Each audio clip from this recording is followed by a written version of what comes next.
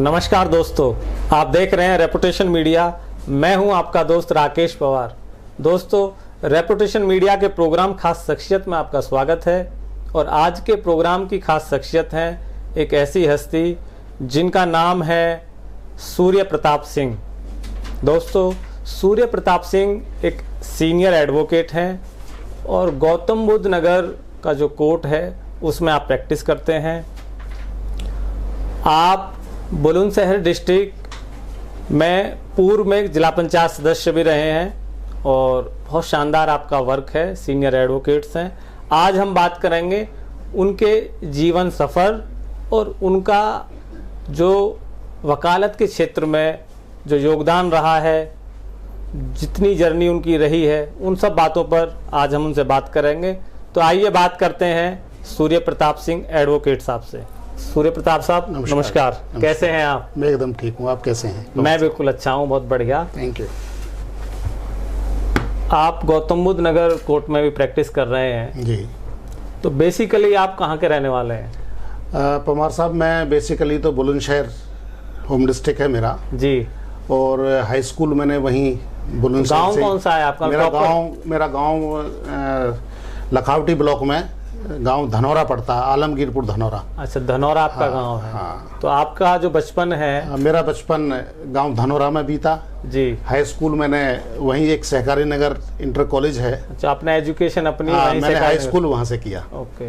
उसके बाद की हाई एजुकेशन? स्कूल के बाद क्योंकि मेरे भाई गवर्नमेंट जॉब में थे जी। तो दादरी में एक टीचर कॉलोनी है जो बाद में गुजर कॉलोनी हुई, वहाँ हमारे फादर और हमारे भाई ने वहाँ एक मकान लिया वहाँ पे। और वहीं फिर 11th में मीर भोज इंटर कॉलेज से मैंने 12th पास किया। ओके। वहीं से डिग्री कॉलेज से मैंने ग्रेजुएशन किया।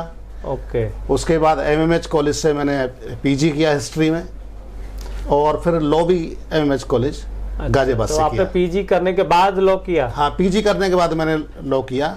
पहले मेरा ये मानना था कि मुझे सिविल सर्विस की तरफ मेरा थोड़ा रुझान था, इसलिए मैंने सब्जेक्ट भी हिस्ट्री लिया जी। लेकिन जैसे ही मैंने सारी चीज़ें देखी, समाज में बहुत सारी चीज़ें देखो, मेरा रुझान वकालत की तरफ अच्छा शुरू हुआ। तो स्टार्टिंग में आप चाहते थे कि मैं सिविल सर्विसेज वगैरह में?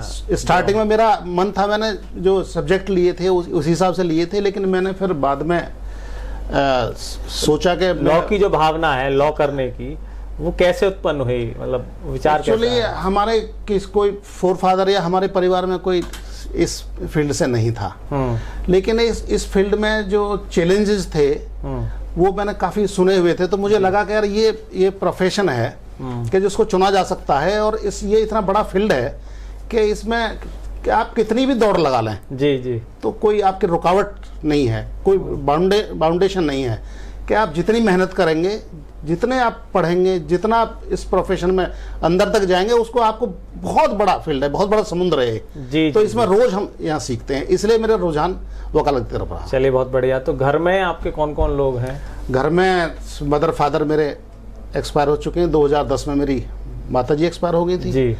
और 2016 में मेरे फादर स्वर्गीय श्री हरशरण सिंह वो एक्सपायर हो गए थे जी। तो तभी से हम एक जॉइंट फैमिली, आज भी हम तीनों भाई हैं। हम अच्छा, आप 3 भाई हैं? तीनों भाई हैं, तीनों हमारी आज भी जॉइंट फैमिली है। तो आपका कौन सा नंबर है? मैं बिल्कुल सबसे छोटा हूँ, मेरी 2 बड़ी बहनें हैं, सबसे बड़ी बहनें हैं। मेरे जो जिया जी थे वो रिटायर्ड डिप्टी SP हैं, हरभजन सिंह। अच्छा, कहाँ के हैं वो? वो सोंजना रानी एक गांव पड़ता है। अच्छा। हरभजन सिंह भाटी। हरभजन सिंह भाटी। और अच्छा। उससे छोटी मेरी सिस्टर एक नंगला गांव पड़ता है यहाँ जी। चौधरी प्रेम सिंह हैं, उनको यही हैं वो। नंगला कौन सा? ये नंगला आपके कोर्ट के पास जो नंगला। अच्छा, कोर्ट के पास। बड़ा नंगला बोलते हैं। अच्छा, बड़ा नंगला बोलते हैं। तो अच्छे जमींदार थे, तो यहाँ पे बड़ी सिस्टर। तो बड़े जो भाई हैं उनके क्या क्या नाम है? बड़े वाले जो मेरे भाई, उनके नाम सुरेंद्र पाल सिंह है, जो RTO डिपार्टमेंट से रिटायर्ड हुए हैं 2014 में। अच्छा, उनसे और मुझसे जो छोटे हैं, उनसे जो छोटे हैं वो श्री जोगेंद्र सिंह हैं। वो उनका दूध का व्यापार था, चौधरी बेदराम सिंह के यहाँ उनके दूध की सप्लाई थी। अच्छा। लेकिन क्योंकि फादर जाने के बाद खेती बाड़ी करने वाला कोई नहीं था, खेती बाड़ी ठीक ठाक थी, तो क्योंकि घर में केवल अकेले ही हैं जो खेती बाड़ी कर सकते हैं। भाई अभी गांव में रहते हैं? बीच वाले भाई मेरे गांव में रहते हैं, लेकिन उनके सारे बच्चों की एजुकेशन, मेरी जो बीच वाले भाई हैं उनकी बेटी है पवन चौधरी, उन्होंने यहाँ जो GBU है गौतम बुद्ध यूनिवर्सिटी, जी, उसने वो टॉप किया था। क्या था उन्होंने? MBA किया था। अच्छा, वैसे MBA बीटेक, top हाँ बायोटेक में बीटेक किया था उसने। ओके, फिर उसके बाद MBA किया। उसके बाद MBA किया और उसकी जो शादी है वो अमित नागर हैं जो PPS हैं, ASP हैं STF में आजकल, उनसे शादी हुई और बिना दहेज की शादी हुई थी। अच्छा, तो वो हमारे जो संस्कार हैं, हमारी जो सारी चीज़ें हैं, हमारे फादर से और वो जो बच्चे हैं उनको ऐसे संस्कार हमारे यहाँ फादर की तरफ से ऐसे मिले कि वो सारे वेल सेटल्ड बच्चे फादर हैं। आपके एजुकेटेड थे? हमारे फादर एजुकेट थे और हमारे भाई बहनों को सबको उन्होंने एजुकेशन में रहा। जब शिक्षा के बारे में कोई, मेरे फादर मिडिल पास थे और 43 में वो पटवारी हो गए थे। अच्छा, हाँ, आज़ादी से पहले। और पटवारी की उस समय पटवारी की जो वैल्यू थी वो अलग तरह का वो था। पावर्स उनको, हाँ, काफी पावर्स थी, लेकिन उन्होंने, क्योंकि वो भी अकेले थे और हमारे बाबा 2 भाई थे जी, जमीन इतनी थी कि हम कोई घर में करने वाला भी नहीं था और हमारे बाबा को लगा कि इसमें बहुत रिस्क है क्योंकि वो रेवेन्यू आता था। जी जी जी। तो उन्होंने फिर वहाँ से चौधरी चरण सिंह जी की गवर्नमेंट बनी थी, वो मुख्यमंत्री बने थे। उस समय कोई डिस्प्यूट हुआ था तो 79 में, हाँ, तब उन्होंने वहाँ रिजाइन कर दिया था। फिर गांव के प्रधान बने वो। अच्छा, निर्विरोध प्रधान बने। तो इस तरह की हमारी फैमिली थी। मतलब आज भी जॉइंट फैमिली है हमारी। फादर की जॉब के बाद जो बैकग्राउंड था वो मोस्टली एग्रीकल्चर था। हम किसान परिवार से जुड़े हुए हैं और आज भी हमें सारी पता है कि खेती किसानी कैसे होती है। बेसिकली हम, ठीक है, एजुकेशन है हुई, लेकिन हम अब भी गांव से जुड़े हुए हैं। वो भाई रूट्स है ना, वो हम अपनी जो जड़ें हैं उनको हम कभी नहीं भूल सकते। तो बचपन गांव में आपका रहा, तो आपके फादर जॉब में थे, भाई जॉब में थे, जमीन वगैरह अच्छी थी। जी जी। तो पारिवारिक परिस्थितियां तो बढ़िया ही रही। पारिवारिक मतलब अच्छी परिस्थितियां, मेरा कम से कम मेरा पालन पोषण बहुत अच्छी तरह से हुआ। बड़े भाई जॉब में आ गए थे तो मैं भाई के साथ आ गया यहीं दादरी। जी जी जी। और उनका बहुत हमारे यहाँ बहुत अच्छी उनकी रेपुटेशन रही। सब लोग उनको बहुत लगाव रखते हैं। वो पूरा जो उनकी जो सर्विस है जी, वो गाजियाबाद और नोएडा में पूरी सर्विस उनकी रही है। ऐसी परिस्थितियां रही कि इन 2 जिलों में है उनकी पूरी सर्विस जो है।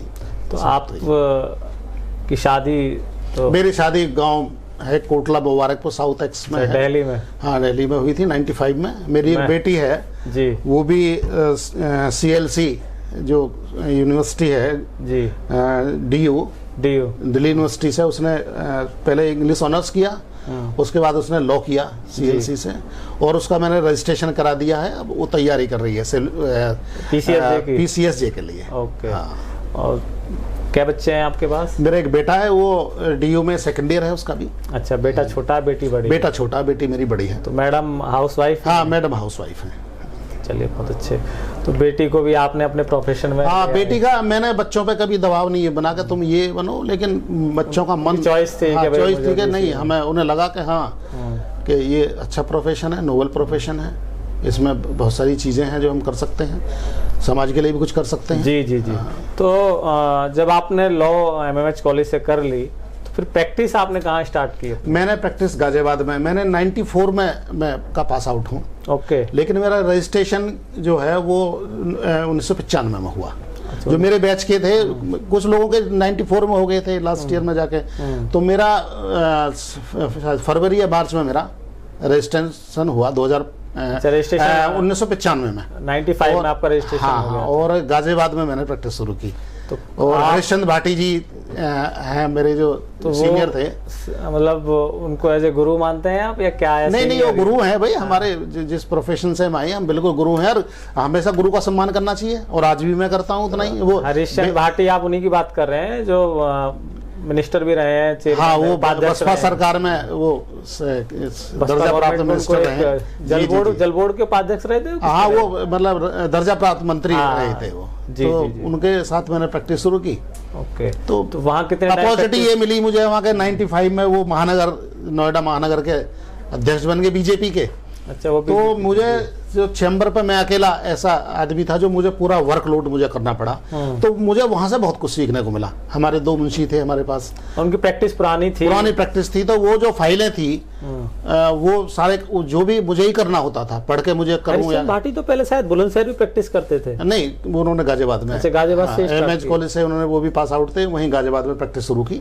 ओके, तो आपको कैसे मिले हरिश्चंद्र भाटी, कैसे मेरे एक सीनियर थे श्री विजय सिंह चौधरी एडवोकेट, वो उनके पास बैठते थे, तो वो उनसे हमारे पारिवारिक रिलेशन थे, हम एक साथ ही खेलते थे, हमारी एजुकेशन भी, वो मुझसे सीनियर थे, तो उनसे मेरा अट्रैक्शन ज़्यादा था। तो वो वकालत उन्होंने शुरू की, तो मैंने कहा भाई साहब मुझे भी जो आप जो है कहीं अपने साथ करो, तो वो हरिश्चंद्र भाटी जी के साथ।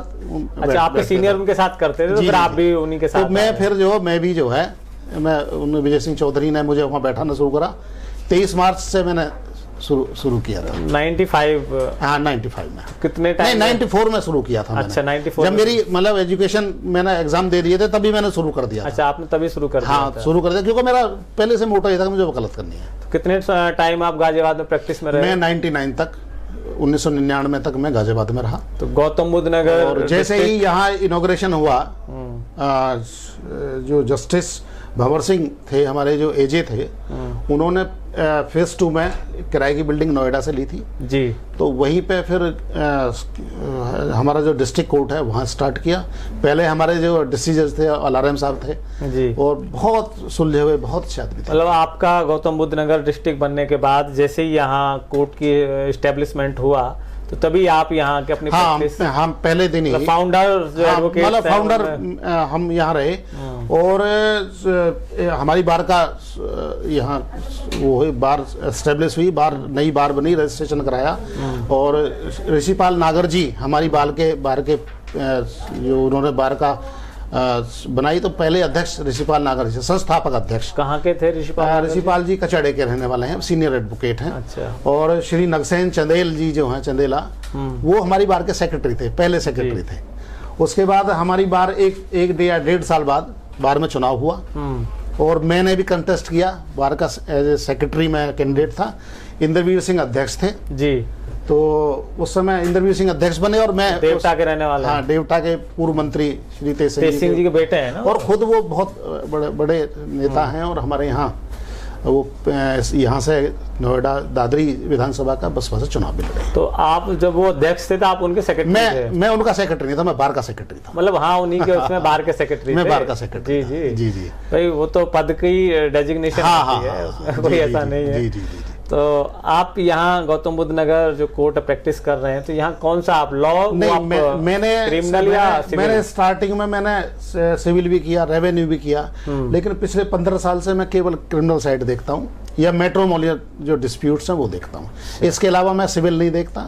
सिविल का कोई मैटर आता है तो मैं मना कर देता हूँ, हाथ जोड़ लेता हूँ, अपने किसी साथी का रेफरेंस दे देता हूँ, फला जगह आप जाओ, जो भी है। प्रैक्टिस कैसी चल रही है आपकी? प्रैक्टिस तो आपके सामने है, आप जर्नलिस्ट हैं तो आपको तो सारे मेरे बारे में जरूर आप पूरा होमवर्क करके आए होंगे कैसे प्रैक्टिस है, लेकिन मैं ये जरूर प्रयास करता हूँ कि जो भी मैं करूँ बेहद ईमानदारी से करूं और लगन से करूं, वो मैं करता भी हूं और अपनी तरफ से पूरा प्रयास करता हूं। मैं जो आपसे पूछना चाह रहा हूं कि लॉ आपने की, लॉ एक ऐसा सब्जेक्ट है और एक ऐसा फील्ड है कि जिसकी अपनी एक पावर अलग होती है। जी।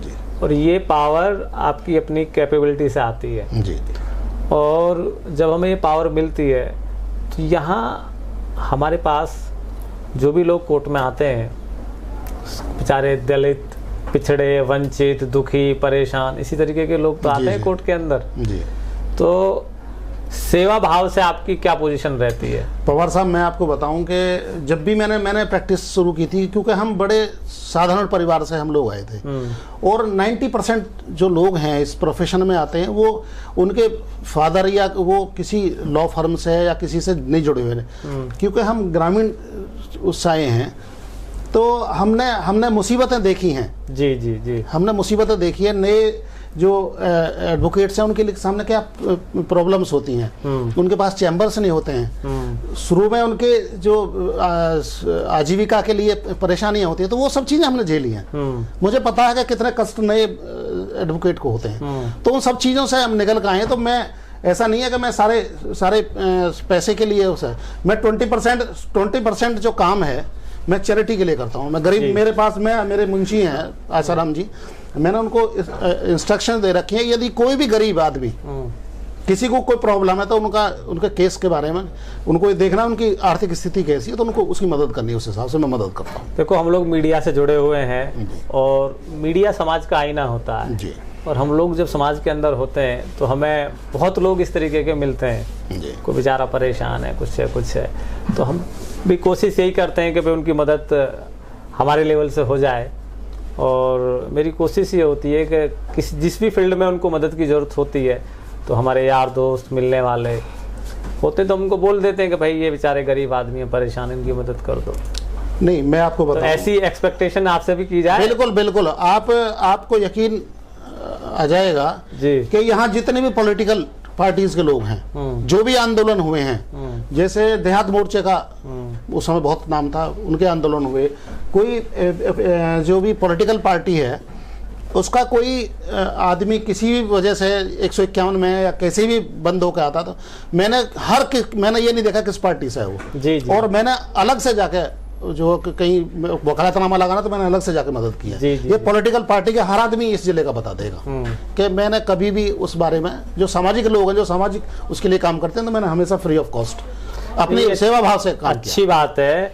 देखिए, हमारा एफर्ट्स ये होता है कि हम, समाज हमको सब कुछ देता है जी, लेकिन हम समाज को क्या दे रहे हैं। और जब आप एक सेवा भाव के साथ जुड़े होते हैं तो कहीं ना कहीं गलत काम करने से भी बचते हैं जी। ये एक ह्यूमन बिहेवियर होता है, ह्यूमन नेचर होता है। तो हम लोगों को अपने अपने फील्ड में जिसमें भी हैं वो ऐसे लोगों की मदद करनी चाहिए। बाकी तो अपने प्रोफेशन के लिए तो सब लोग करते ही हैं काम और पैसा भी कमाते हैं, सारी चीज़ें होती हैं, लेकिन ये मानवता होना अपने आप में बहुत ज़रूरी है। और मेरा फोकस हमेशा यही रहता है कि मैं जिन पर्सनलिटी से भी मिलता हूँ कि भाई आप सेवा भाव के क्षेत्र में आपका क्या मन है और क्या योगदान आप दे रहे हैं। देखिए पवार साहब, मैंने पहले भी आपको बताया जी जी जी कि सेवा भाव हमेशा मन में रहा जी, क्योंकि हम ऐसी बैकग्राउंड से आते हैं कि वहाँ बिना उसके जो वो अंदर से टीस है कि हम जितना कर सकते हैं हम करें और हमें करना भी चाहिए। अभी आपको लगभग 22 साल के जी आसपास नहीं, का, मुझे 22 साल नहीं, मुझे ज़्यादा हो गया। ज़्यादा हो गया। हाँ, मैं 22 का 27 साल, हाँ, 27 साल हो गए। 27 साल मेरे 27 ईयर्स का आपका अनुभव है। एक टाइम ऑफ पीरियड, एक उम्र होती है 27 साल, एक एज होती है। उसमें अगर कुछ एक दो आप अपने जो आपने बड़े बड़े केसेस सॉल्व किए हो या कोई घटना आप बताना चाहें हमारे व्यूवर्स को। एक्चुअली मैंने बहुत सारे जो केस हैं जी, कोई यादगार कोई केस ऐसा हो कि जो समाज के लिए भी और यादगार क्या कि मैंने बहुत सारे केसों में अपोज में रहा हूँ और बहुत सारे, क्योंकि मेरा प्रोफेशन है ये। आपने कोई ऐसा जैसे किसी को सजा हो रही हो, कोई निर्दोष आदमी हो, ऐसे किसी इंसान नहीं, मेरा मानना ये कि हमें ये सजा हो रही है नहीं हो रही है, हमें इस पे हमें विचार नहीं करना है जी। हमें ये विचार करना है कि हमें कानूनी रूप से हमें क्या करना है, हमें ड्यूटी क्या दी गई है जी, हमें वो अपनी ड्यूटी निभानी है। हाँ नहीं, मेरा और ये है कि जैसे बच्चियों के कोई मैटर होता है कि बच्चियों के साथ रेप के मैटर होते हैं, तो उसमें मैं ये करता हूँ, मैं ये देखता हूँ कि यार ये आदमी वाकई में ये निर्दोष है। उसी बातों से देखिए एडवोकेट को सब थोड़ा सा आइडिया हो जाता है कि हाँ यार इसमें कुछ ना कुछ झोलता है, तो मैं मना भी कर देता हूँ। नहीं बिल्कुल, मैं आपसे क्योंकि मॉरली जो ना, देखिए हम बाउंड हैं। यदि कोई हमसे आगे कहे कि नहीं हाँ आपको हमारा केस लड़ना चाहिए, तो हम जो एडवोकेट एक्ट है उसमें हमें बाउंड है कि हमें वो सब चीज़ें नहीं देखना चाहिए, हमें लड़ना चाहिए। क्योंकि उसको लीगल एड जो है, हमारे देश में तो कानून व्यवस्था ऐसी है कि जो टेररिस्ट हैं, जो विदेशी लोग भी हैं, उनको भी कानूनी मदद दी गई है। जी, तो जी, ये उनका कानूनी राइट है। हाँ, और ये एविडेंस पे डिपेंड करेगा कि वो उसको सजा दी जाए या नहीं दी जाए, ये हमारा काम नहीं है। अच्छा, आप लोगों का ऐसा कोई कंसर्न नहीं है कि आप कोई चीज चूज कर सकें कि भाई ये सही है तो मैं इसकी सपोर्ट करूं या ये गलत है तो मैं इसकी नहीं, मैं देखिए एडवोकेट का काम है कि उसको लीगल पोजीशन में। दो पार्टियां होती हैं, पर्टिकुलर दो पक्ष होते हैं। जी जी। एक सही होता है, एक गलत होता है। न कभी दोनों गलत होते, न कभी दोनों सही। देखिए ये वकील का काम नहीं है, गलत और सच का काम ये हमारा काम नहीं है। ये जो जज हैं, जस्टिस हैं, ये उनका काम है। हमारा काम है अपना जो मैटर है, जो हमारा जो क्लाइंट है हमसे रखवाना चाहता है, उसको हम लीगल वे में, उस चीज को हम लीगल वे में रखें। लीगल वे में तो वो हमारा काम है। वो हमसे क्या चाहता है, हम तो उसके स्पोकमैन हैं एक तरह से। उसको जो लीगल चीजें नहीं पता, उसको प्रेजेंट कर रहे हैं, उसको प्रेजेंट करने का हमारा काम है।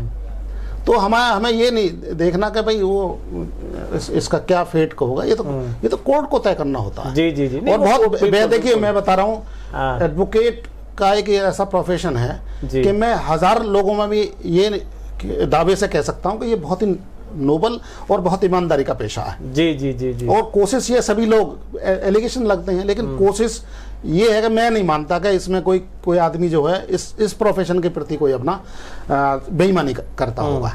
मुझे विश्वास नहीं है। लोग वहाँ एलिगेशन लगाते हैं सब फलाने वकील ने ये कर दिया, लेकिन मुझे विश्वास नहीं है कि ऐसा कोई करता होगा। क्योंकि एक जो लिटिगेंट्स हैं वो अपना एक खाली पेपर पर हमको साइन करके दे जाते हैं, तो ये हमारा जिम्मेदारी और ज्यादा बढ़ जाती है उससे। तो वो मैंने प्रयास किया है अपने जीवन में कि यदि कोई मेरे सामने कोई वकालतनामा कोई हो गया, बहुत सारे उदाहरण हैं। मैं 302 का ट्रायल लड़ रहा था जी। 302 के ट्रायल में मैं प्रोसिक्यूशन की तरफ से था।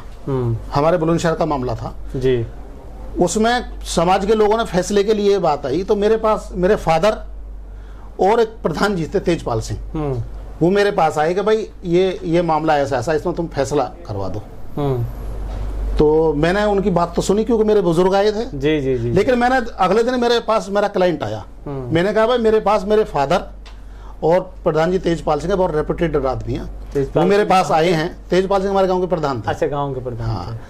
मैंने कहा भाई वो मेरे पास आए थे और उन्होंने कहा कि भाई इनका फैसला करवा दो। उसके बावजूद भी तुम मुझे यदि वकील रखना चाह रहे हो तो मुझे वकील रखना, वरना तो ये पोजीशन है तुम्हारे उसकी। वो खैर वो क्लाइंट, मैंने वो केस लड़ा जी, वो उसमें बाद में फैसला हुआ। लेकिन मेरे जब उनको पता लगी तो वो लोग जो मेरे क्लाइंट थे, मेरे फादर के तेजपाल सिंह के पास गए, न्यू जी आप हमारे खिलाफत में कैसे गए थे। तो उन्होंने फिर मुझे फ़ोन किया, तेजपाल सिंह भाई ने सारी बात बता दी। मैंने कहा नहीं, मेरा क्लाइंट जो है ना, मेरा क्लाइंट मेरे लिए भगवान है। मेरे लिए पहला जिसने मुझे एक सारी चीजें दे दी, तो मेरा फर्ज ये बनता कि मैं उसके लिए ईमानदार से काम करूं। नहीं सही बात। तो इसलिए ये मेरा मोटो है। पहले दिन से ही मैं सर्विस में जा सकता था, मैंने सर्विस किया, लेकिन मैंने जब ये चूज किया है ये प्रोफेशन, तो मुझे बेहद ईमानदारी से करना चाहिए। वकील साहब, जब आपकी चॉइस का प्रोफेशन आपको मिलता है तो आप ना उसको एंजॉय करते हैं। हाँ, एंजॉय करना है। आप उसमें मतलब आपको ये नहीं लगता कि मैं वर्क कर रहा हूँ, आपको ये लगता है कि ये मेरा ये हॉबी है, मैं इसको एंजॉय कर रहा हूँ। और जब आप एंजॉय करते हैं तो फिर उस प्रोफेशन को आप बहुत हायर लेवल पर ले जाते हैं जी। तो अभी तो जूनियर्स वगैरह काफी आपके साथ काम कर रहे हैं। मेरे साथ 15-16 मेरे, मतलब मैं जूनियर नहीं कहता हूँ, मैं अपने साथी कहता हूँ।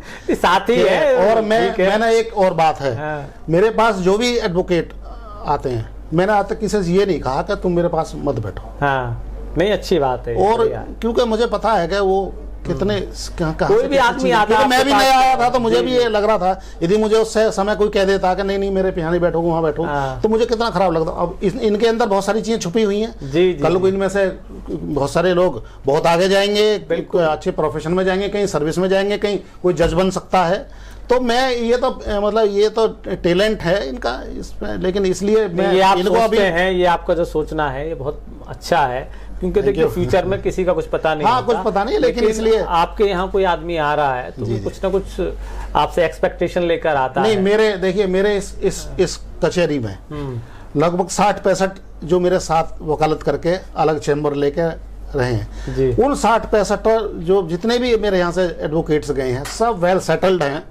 और मुझे खुशी होती है कि वो इतना बढ़िया वर्क कर रहे हैं, और मेरा परिवार जो वो भी तो मेरा परिवार है, और वो बहुत मेरा सम्मान करते हैं। सबसे बड़ी बात ये है। बहुत बढ़िया है। आपके जो वकील साहिबान हैं जो आपके कोर्ट में साथ बैठे हैं, साथी हैं, सीनियर्स हैं, कुछ आपसे जूनियर्स हैं, क्या आप मैसेज देना चाहेंगे उनके लिए? मैं मैसेज देना चाहूँगा कि ये जो हमारा प्रोफेशन है ये बहुत ही नोबल प्रोफेशन है, और इसको ईमानदारी से ही करना चाहिए। और मुझे उम्मीद भी है खैर, और पूरा विश्वास भी है कि हम सब लोग बहुत ईमानदारी से इस प्रोफेशन को करते हैं। हमारा जो रेपुटेशन मीडिया जो चैनल है, जिसके साथ हम लोग आप जैसी प्रतिभाओं को दिखाते हैं, तो हमारे चैनल के लिए कुछ कहना चाहेंगे आप? आप बहुत ही नोबल काम कर रहे हैं, बहुत अच्छा काम कर रहे हैं, समाज के लिए बहुत अच्छा काम कर रहे हैं। और इन सब चीज़ों को जो ऐसी चीज़ें हैं समाज में कि भाई फ्री सर्विस देनी चाहिए, ये सारी चीज़ें होनी चाहिए, वो अच्छा काम कर रहे हैं वो। हाँ, तो आपको बहुत बहुत बधाई, आपको बहुत बहुत शुभकामनाएं। चलिए, थैंक यू। तो दोस्तों, आज हमारे प्रोग्राम में हमारे साथ थे एडवोकेट सूर्य प्रताप सिंह। आप बहुत शानदार कार्य कर रहे हैं, सीनियर एडवोकेट हैं, और आज हमने उनकी जर्नी और उनका जो वकालत का सफ़र है उन सब तमाम बातों पर चर्चा की। बड़ा शानदार वो कार्य कर रहे हैं। तो दोस्तों, आप देखते रहें रेपुटेशन मीडिया। मैं हूं आपका दोस्त राकेश पवार। मिलते हैं फिर किसी नई वीडियो में किसी नई हस्ती के साथ। नमस्कार।